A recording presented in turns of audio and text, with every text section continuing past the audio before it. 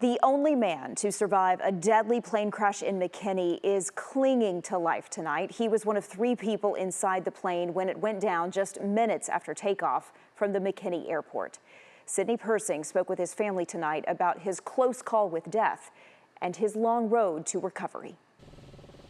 Thursday, a Cessna with 3 souls on board crashed into a natural materials site in McKinney. Pilot Michael Lewis and passenger Gustavo Moreno did not survive. But somehow, mechanic Randy Williams did. It's just a miracle. Randy's sister Lauren and brother Cody live out of town, but will stay in this Dallas hotel room near the hospital until their brother is healed. It's hard to wrap your mind around something like that, like to even picture like your own brother being in a plane crash.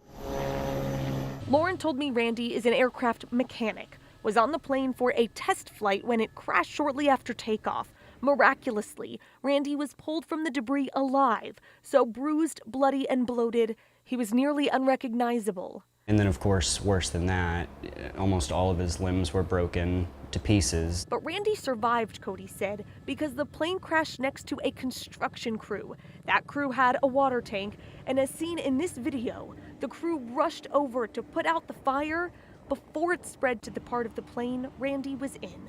They're real-life heroes. If they were not there, he would have died as well. So yeah, I would say they were heroes. Randy has 22 injuries, his siblings said. He was just extubated, has come out of his medically induced coma. He's finally spoken, just not much.